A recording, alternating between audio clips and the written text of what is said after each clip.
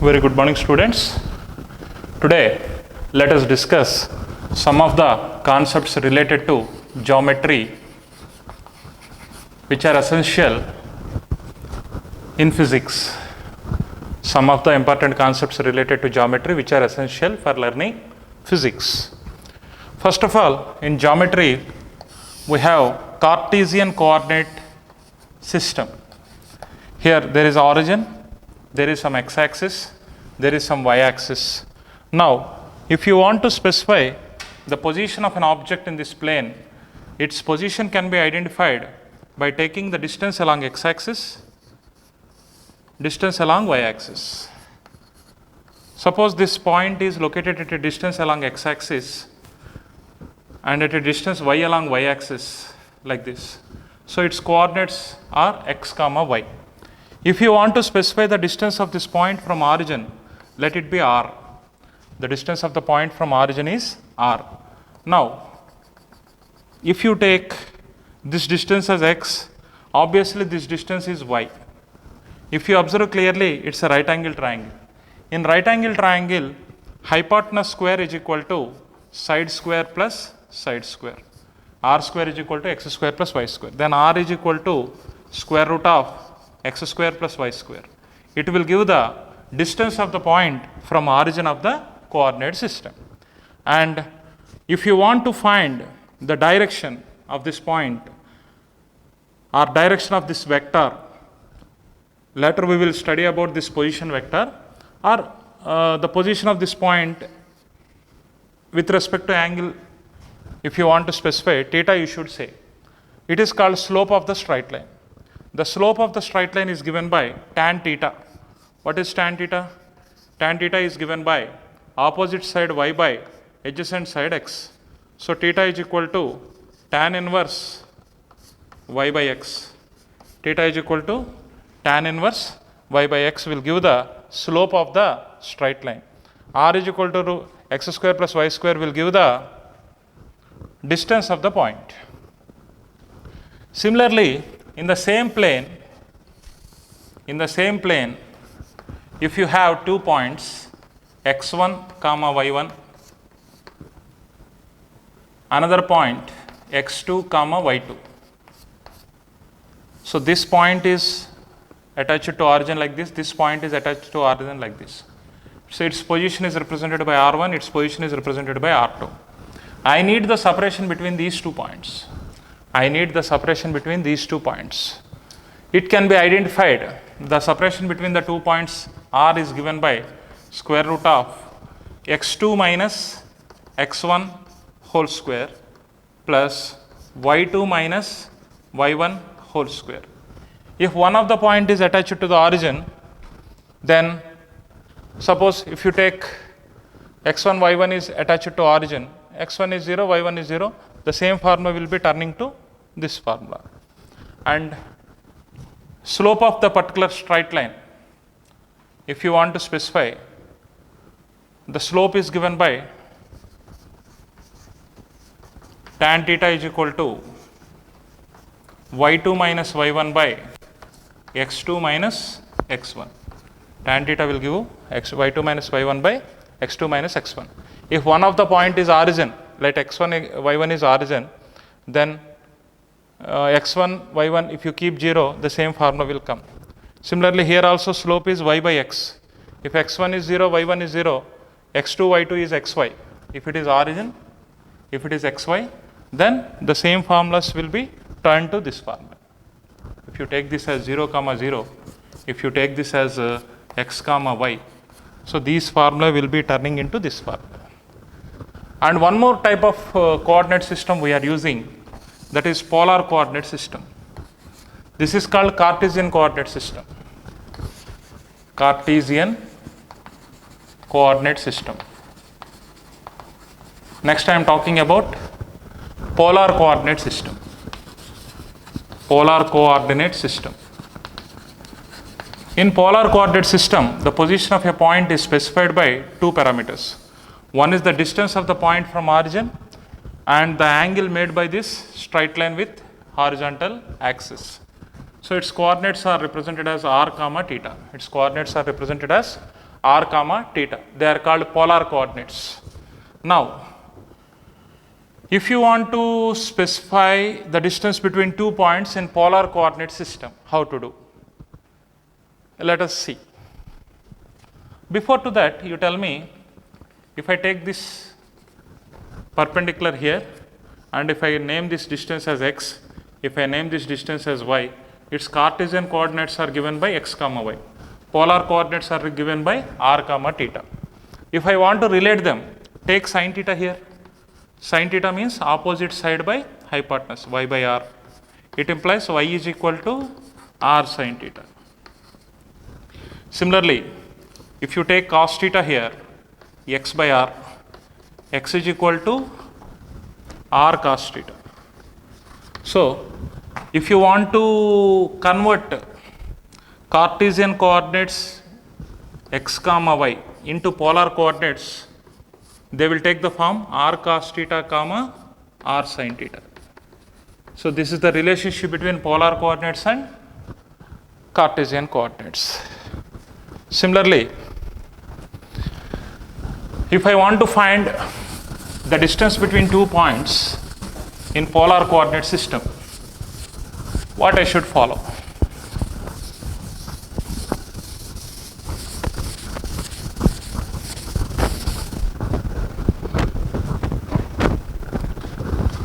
So, it is our polar coordinate system. This is origin, x axis, y axis.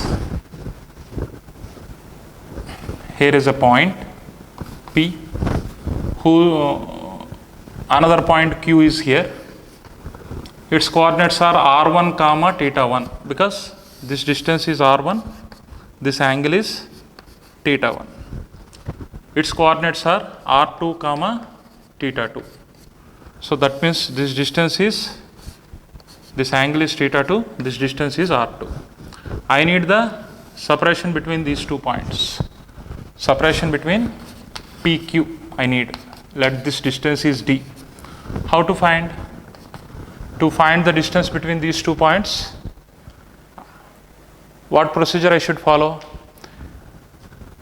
First of all, what are the corresponding coordinates of this? Corresponding Cartesian coordinates. Suppose its Cartesian coordinates x1 comma y1. Its Cartesian coordinates x2 comma y2. What is the relationship between these two? x1 comma y1 is equal to r1 cos theta 1 comma r1 sin theta 1. Similarly, x2 comma y2 is given by r2 cos theta 2 minus, comma r2 sin theta 2. You know the distance between these 2 points. How to find the distance between 2 Cartesian coordinate points? x2 minus x1 whole square plus y2 minus y1 whole square. So, it becomes square root of x2 means r2 cos theta 2 minus r1 cos theta 1 whole square plus y2 minus y1 whole square, r2 sin theta 2 minus r1 sin theta 1 whole square. On simplification of this, you will get the distance between the 2 points is given by square root of r1 square plus r2 square, r1 square plus r2 square minus 2r1 r2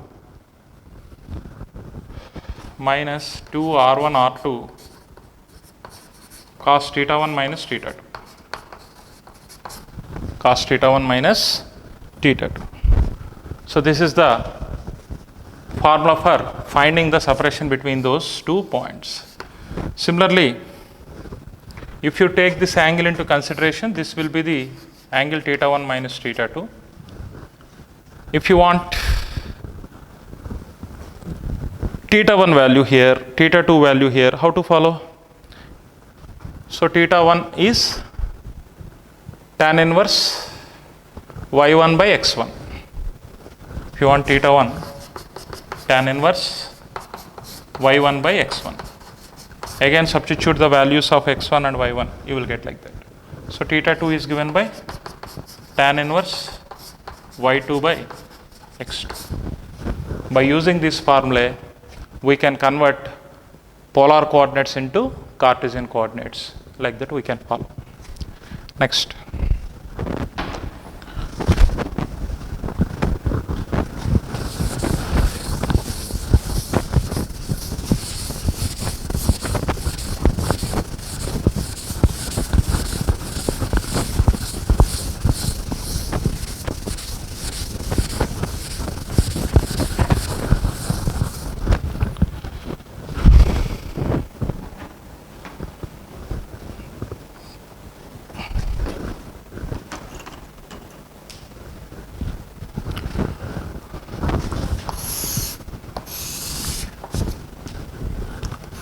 This is origin, this is x-axis, this is y-axis.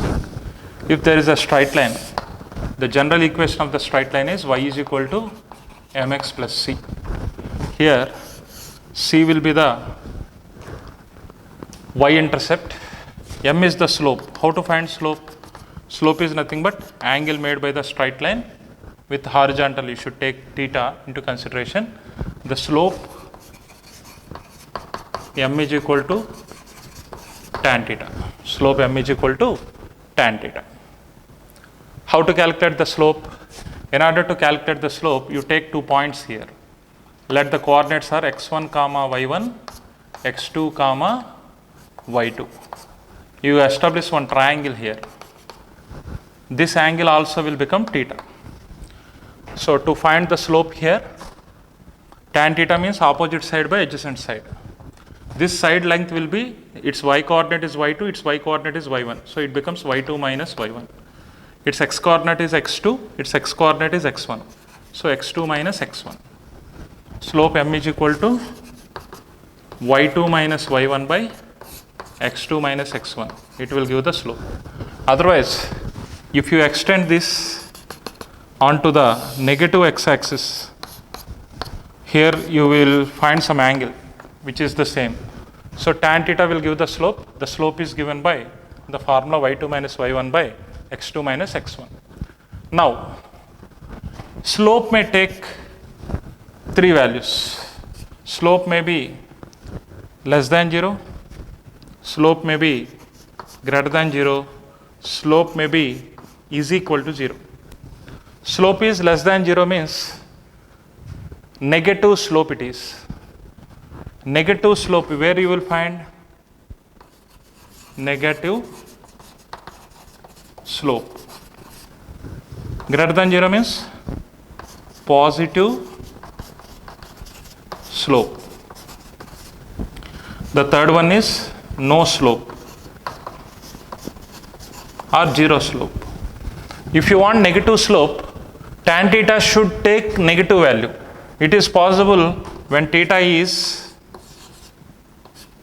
obtuse angle. Theta should be greater than 90. If you want positive slope, that means tan theta should have positive value. So theta should be acute angle. Acute angle. So theta should be less than 90 degrees. If you want no slope, theta should be equal to 0. Theta should be equal to 0. These points you should remember while doing problems in physics. And some more points related to the geometry.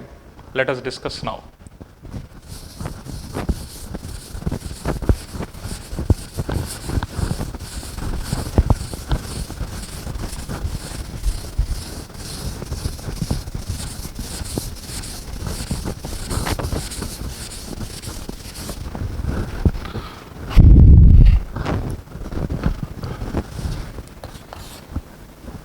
Perpendicular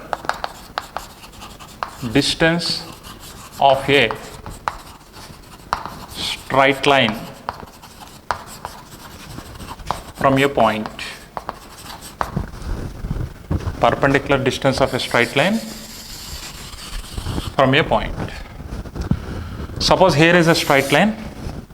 The general equation of the straight line is ax plus by is equal to c. Here is a point x1, y1. From this point, if you draw a perpendicular onto this line, this perpendicular distance d is given by the formula d is equal to modulus of ax1 plus by1 minus c by square root of a square plus b square. If suppose this point is origin, if x1 y1 is equal to 0 comma 0, which means we need perpendicular distance to a straight line from origin of the Cartesian coordinate system. Then the perpendicular distance is given by mod minus c by, because in the place of x1 I should put 0, y1 also I should put 0, a square plus b square. Simply c by square root of a square plus b square will give the perpendicular distance from a point to a straight line. Next concept is general equation of a circle. Equation of a circle.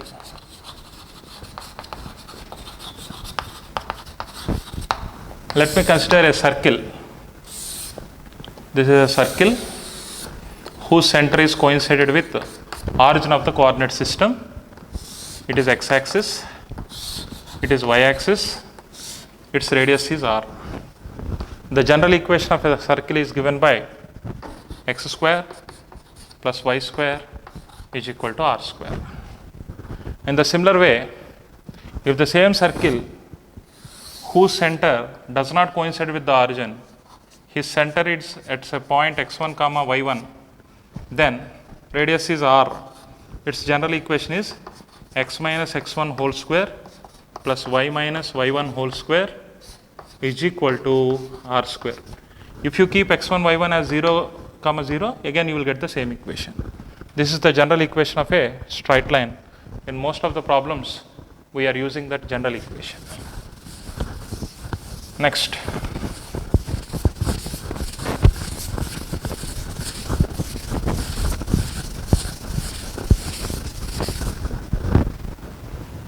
let us see general equation of an ellipse. Equation of an ellipse. If you take that circle with extended radius like this structure is called ellipse. In circle, radius finds same value at each and every point. But here, if you take the center as 0 comma 0 and this as x-axis, and if you take this as y-axis, from here to here, this entire distance is called major axis. From here to here, this entire distance is called minor axis. Half of the major axis, that means from here to here, it is called semi-major axis. Half of the minor axis, this is called semi-minor axis. A is semi-major axis. B is semi-minor axis. Okay, A will not be equal to B. If A is equal to B, ellipse will become circle. Ellipse will become circle. The general equation of this ellipse is x square by a square plus y square by b square is equal to 1. In case center is at x1 comma y1, that means ellipse is like this, whose center is at x comma y1, semi-major axis is A, semi-minor axis is B. Then its equation is given by x minus x1 whole square by a square plus y minus y1 whole square by b square is equal to 1. In case A is equal to B, that will become the radius. In the place of A and B, if I keep r square, the same equation will come. So this is about ellipse. This is the general equation of ellipse. Now let us go to discuss parabola.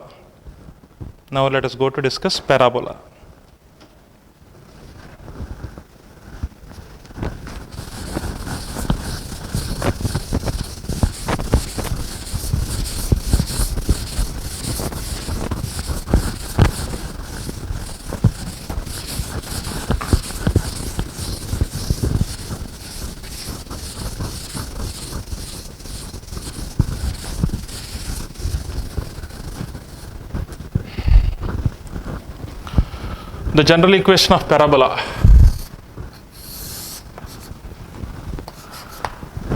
Suppose this is x-axis, this is origin, this is y-axis. It is called parabola. This shape is called parabola. And if this point, it is 0, b. X coordinate is 0, y coordinate is b. The general equation of this parabola is given by y is equal to ax square plus b. Y is equal to ax square plus b. In case this point joins with origin, in that case b becomes 0. So 0, b can be replaced with 0, 0. Then equation becomes y is equal to ax square. So this is the general equation of a parabola whose base is coinciding with origin. So this is the general equation of a parabola. Y is equal to ax square.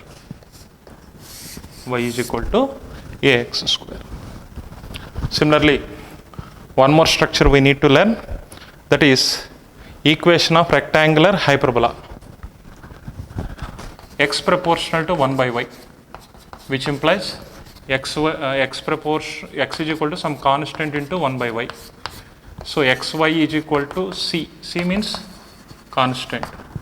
In such a case, the relationship between x and y, if it is x-axis, if it is y-axis, if it is minus x-axis, if it is minus y-axis, the relationship between x and y will be like this. This is called rectangular hyperbola. This shape is called rectangular hyperbola. This structure is called rectangular hyperbola. Now,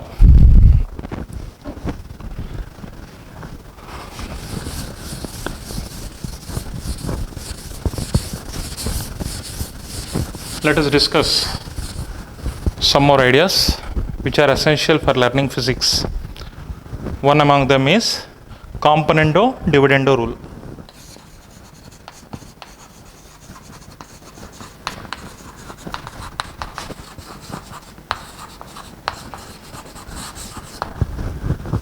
Componendo-dividendo rule.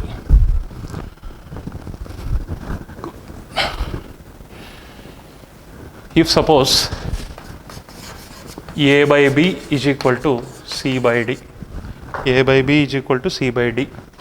which implies A plus B by A minus B is equal to C plus D by C minus D.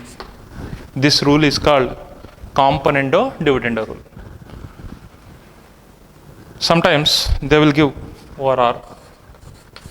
X by Y is equal to P plus Q by P minus Q is given to you. X by Y is equal to P plus Q by P minus Q is given to you. Then you are asked to find X plus Y by X minus Y. It will be P by Q. This rule is called componendo-dividendo rule, which is also useful for us for solving some of the physics problems. Still, we have some more ideas.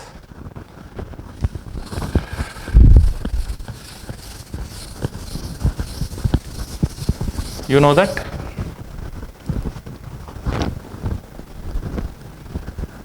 Roots.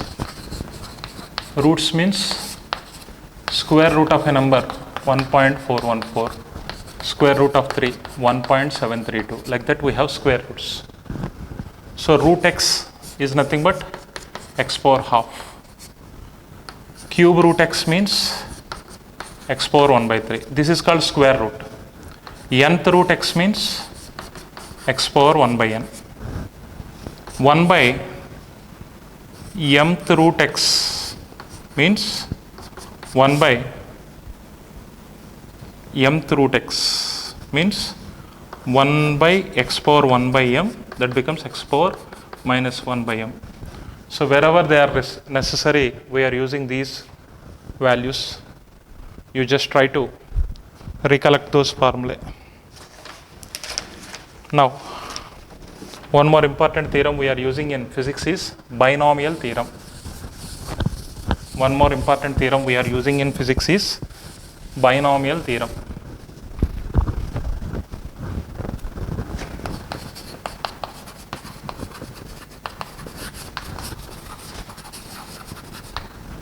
According to binomial theorem, if we have an expansion 1 plus x, 1 plus or minus x whole power n, 1 plus or minus x whole power n, it can be written as 1 plus or minus nx plus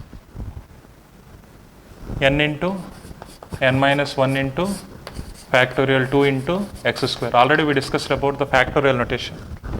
Such an expansion is called binomial expansion.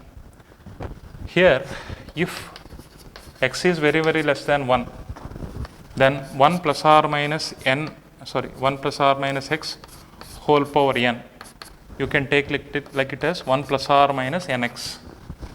As x is very small, we can neglect higher order terms. Neglect higher order terms of x. That means 1 plus x whole power n can be written as 1 plus nx. X is very much less than 1. 1 plus x whole power minus n can be written as 1 minus nx. This power will come to here when x is very less than 1. Like that, we use the binomial theorem for solving some of the problems in physics. Similarly, we have some important results. For example, how to use this? One example I will tell you.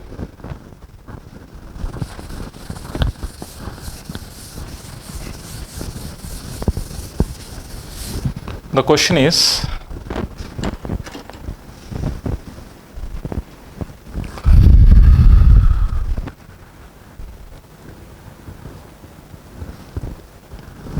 suppose square root of 0.099 is equal to question mark.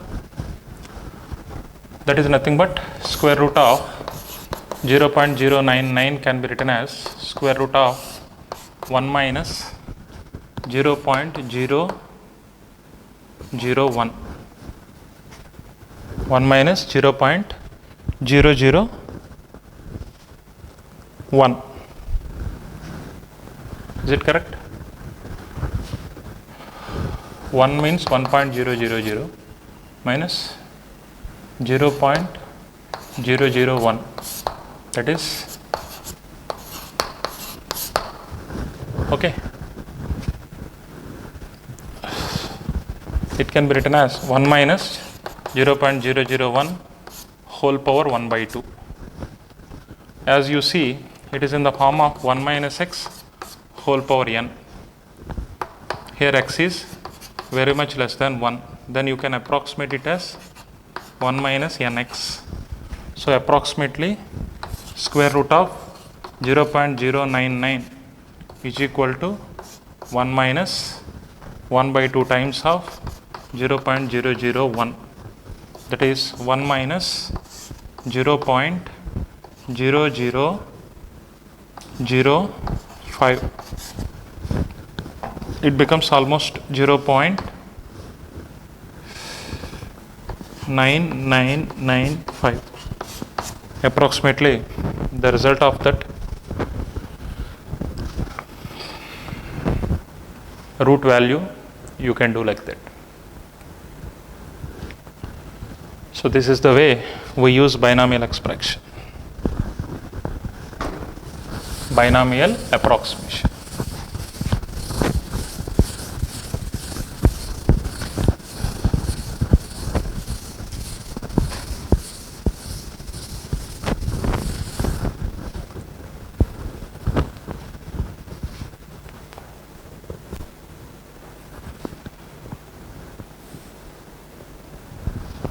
Now, let us see series expansion. Later you will study them in mathematics.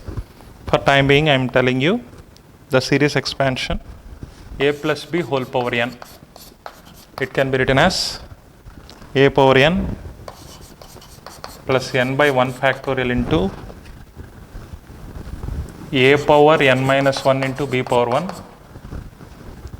Next, n into n minus 1 by 2 factorial into a power n minus 2 into b square plus etc. etc.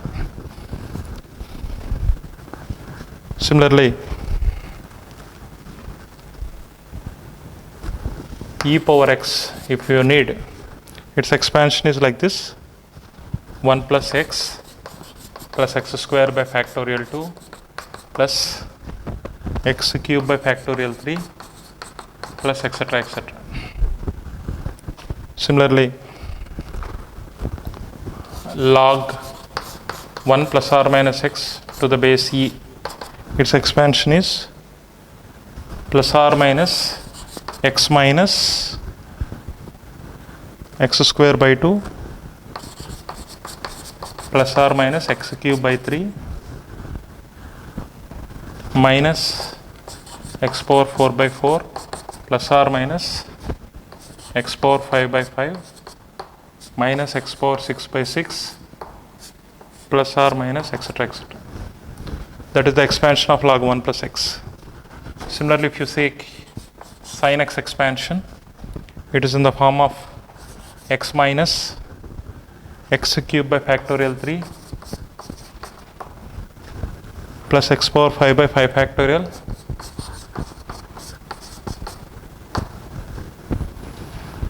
minus etc. etc.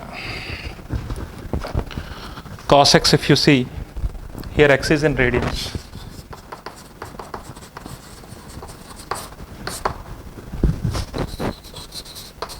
Cos x 1 minus x square by factorial 2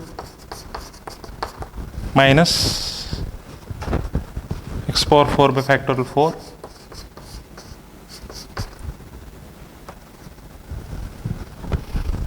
minus etc. etc.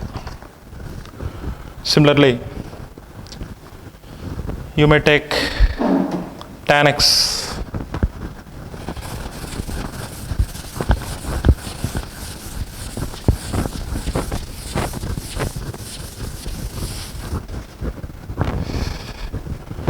the tan x expansion is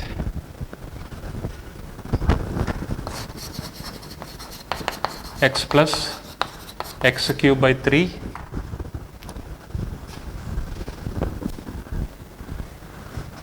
plus 2x power 5 by 15